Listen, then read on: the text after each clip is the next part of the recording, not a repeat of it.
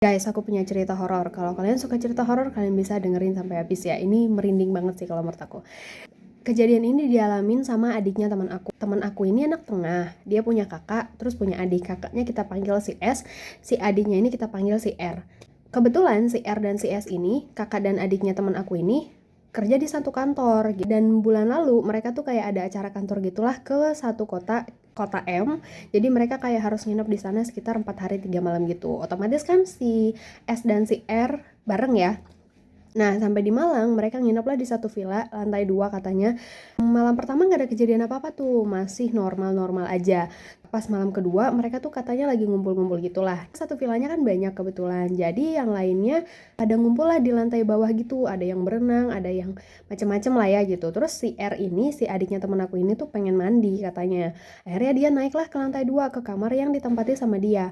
Nah, di kamar itu cuma ada satu orang, kita panggil aja si A gitu. Si A ini duduklah dia di kasur gitu sambil main game kan. Kebetulan si A ini katanya agak introvert gitulah. Gak ikut gabung tuh dia di bawah sama teman-teman lainnya. Si R ini, si adiknya teman aku ini pergilah ke kamar mandi. Dia mandi. Di posisi si R ini menghadap ke bak mandi terus ngebelakangin lampu. Otomatis kan bayangan dia kan di depannya dia ya, di hadapannya dia. Terus tiba-tiba pas dia lagi mandi, pas dia lagi sabunan, dia tuh ngelihat kalau bayangannya tuh ada dua.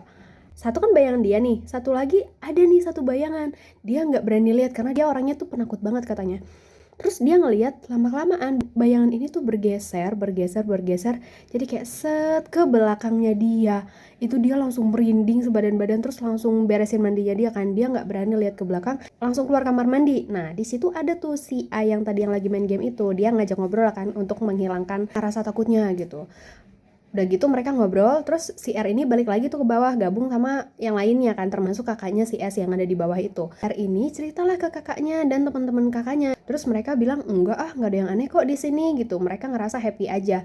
Tapi pada hari keempat, kebetulan si S ini dan teman-temannya kebetulan di situ hari terakhir mereka di kota M ya.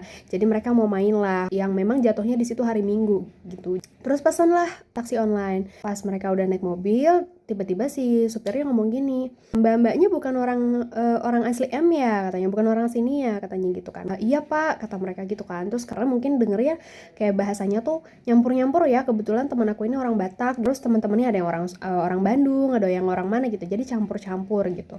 Terus si supirnya ini bilang gini, kok bisa nginep di situ katanya gitu, maksudnya kok bisa sih nginepnya di villa itu gitu kan. Terus oh nggak tahu pak katanya gitu.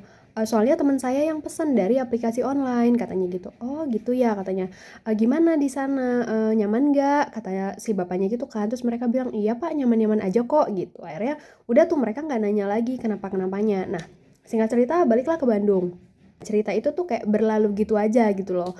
Terus sampai pada akhirnya udah sampai di Bandung tuh hari Minggu malamnya si R ini tuh mimpi guys. Jadi kayak kejadian di hari itu dia mimpiin hal yang sama.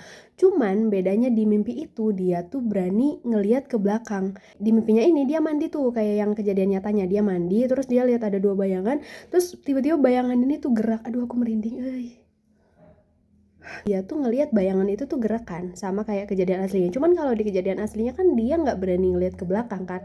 Tapi di mimpi ini dia memberanikan diri untuk ngelihat ke belakang dan kalian tahu dia ngelihat ada satu cewek pakai baju putih gitu, udah lusuh gitu ya. Terus kegantung.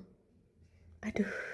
Di mimpinya dia ngelihat si cewek itu ngegantung. Pas si bayangan itu ngegeser ke belakang, terus dia ikut ngelihat ke belakang gitu loh. Dia ngelihat sosok itu tuh ngegantung di balik pintu.